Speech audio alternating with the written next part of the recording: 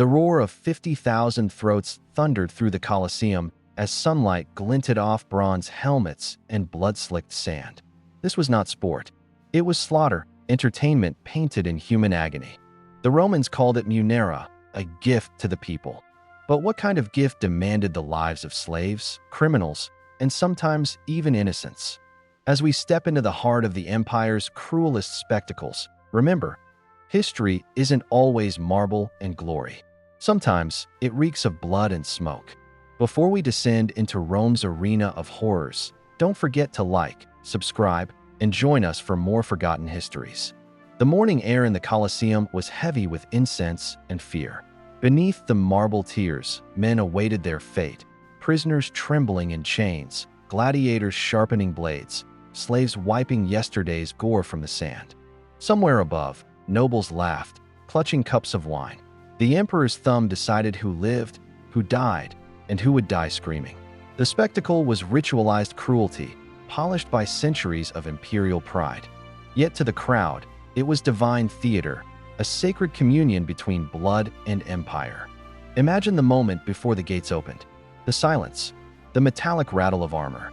Then, the sudden roar as beasts leapt into daylight. Lions from Africa, bears from Gaul, tigers from Parthia. The condemned were thrown in naked, unarmed, their screams rising as claws tore flesh. To the audience, it was a test of divine justice. To the victims, it was Rome at its most monstrous. And yet, the people could not look away. These hunts, known as venationes, became a signature of imperial excess. Emperors competed to outdo one another in scale and savagery. Titus celebrated the Colosseum's opening with the deaths of 5,000 animals in a single day. Later, Trajan marked his Dacian victory with 10,000 gladiators and 11,000 beasts slain. The sand drank it all: blood, sweat, and the illusions of civilization. What began as funerary rites had become a grotesque exhibition of absolute power. The arenas were Rome's mirror, reflecting not the empire's grandeur, but its addiction to domination. Every scream, every broken bone, reaffirmed Rome's belief in its divine supremacy. The audience cheered not just for entertainment, but for reassurance that they, too, were conquerors. The arena taught Rome's citizens to worship control and to mistake cruelty for glory. Yet not all spectacles involved gladiators or beasts. Some were far worse. During Nero's reign, Christians were condemned as traitors to the gods. They were wrapped in oil-soaked cloths and set ablaze to light the gardens of the emperor. Nero watched, strumming his lyre as human torches illuminated the night. To call it punishment was generous. It was terror masquerading as faith. One of the most infamous shows took place under Emperor Domitian. He ordered the execution of slaves dressed as mythic figures, forcing them to reenact stories from legend before dying in the same gruesome ways. Icarus was thrown from the rafters. Orpheus was mauled by a bear. These were not plays. They were ritualized murders performed for laughter and applause.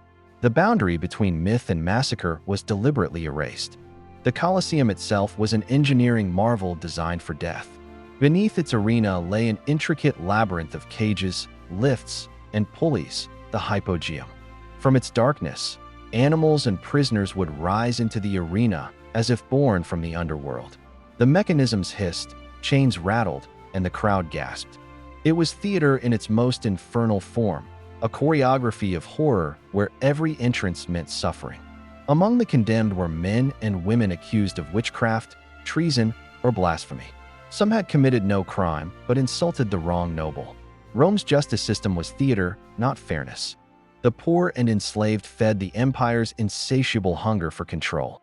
Even children were not spared, forced to watch their parents' execution to remind them of Rome's mercy, or lack thereof. Gladiators, though revered as celebrities, were slaves at heart. They fought not for honor, but survival. The crowd's cheers were currency. A single misstep meant death. Between battles, they lived in barracks, branded and beaten, trained to kill or be killed. Yet, some earned their freedom. Rudis, the wooden sword that symbolized release. Many never reached it. Women, too, found themselves in the arena. The gladiatrices fought each other to the death for the crowd's amusement. Though rare, Their presence symbolized how far Rome's obsession had fallen. Even femininity could be twisted into brutality. Ancient writers described them with both fascination and disgust, as if unable to reconcile beauty with bloodshed. In one account, Emperor Commodus, the very man immortalized in Gladiator, descended into madness within these walls. He fancied himself Hercules reborn, slaying beasts and men alike for applause. Once, he beheaded an ostrich and mocked the senators with its severed head. Rome cheered, pretending not to see the insanity festering at its core. But even in this pit of despair, humanity flickered. Some gladiators became legends for their mercy.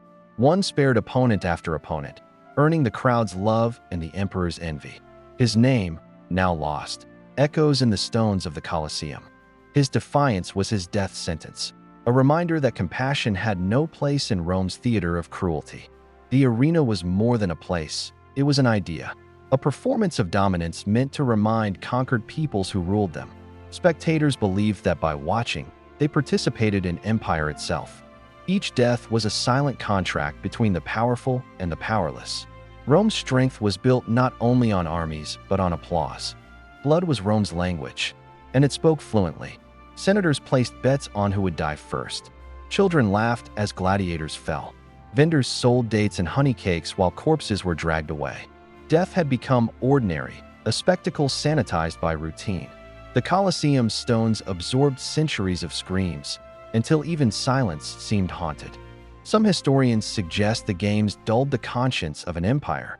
The more Rome expanded, the more it craved to witness suffering.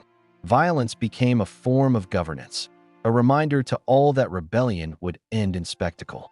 The emperor's mercy, displayed through the turning of a thumb, was both a gift and a weapon. The games were not limited to Rome. Across the empire, from Carthage to Antioch, arenas sprang up like temples to blood. Local governors hosted their own events, desperate to curry favor with the capital. The culture of cruelty became Rome's most enduring export, spreading like an infection through provinces that longed for citizenship. Even the sea was not spared. In massive naumachiae, entire lakes were flooded to stage naval battles. Thousands of condemned men fought aboard ships, reenacting famous wars until one side was wiped out. Once, Emperor Claudius filled an artificial lake with real ships and real soldiers, all to relive a Roman victory. Few survived. All were forgotten. The stench of blood and iron lingered over Rome for centuries. Cleaning crews raked the sand, pouring fresh layers to hide the previous day's carnage. But blood seeps deep. The city itself seemed to carry the weight of its own cruelty, monuments gleaming above, bones buried below. Rome's marble beauty was built on the suffering of thousands. Whispers spread of omens. Earthquakes shook during games. Birds refused to fly over the Colosseum. Some said the gods had grown disgusted. Others claimed the ghosts of the slaughtered wandered the tunnels beneath the arena. Guards swore they heard chains clatter in the dark when no one was there. The empire had awoken something it could not silence. By the 4th century, as Christianity rose and emperors converted, the games began to lose favor. Voices like that of Saint Telemachus condemned the bloodshed. Legend says he leapt into the arena to stop a fight and was stoned to death by the crowd. His sacrifice, historians believe, marked the beginning of the end.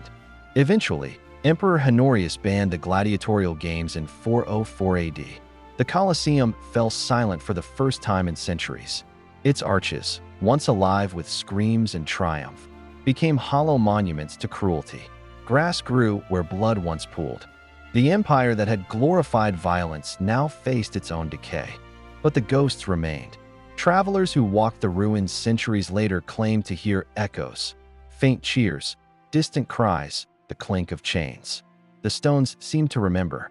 Every scratch, every dark stain, told a story that history refused to forget. Modern visitors see the Colosseum as a wonder, a symbol of architectural genius.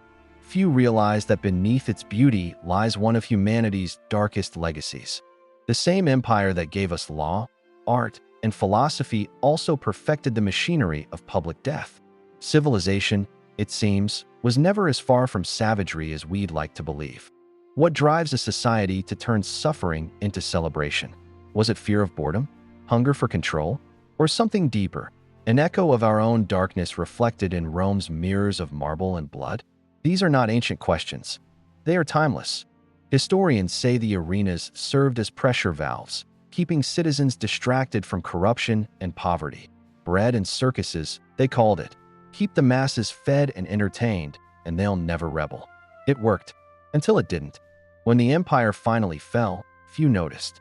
The applause had long since faded. Today, the Colosseum stands as both a monument and a warning. Tourists smile for photos where men once begged for mercy. The irony is haunting. The sand may be clean now, but its memory is not. Rome's glory was bought with human lives, countless, nameless, voiceless.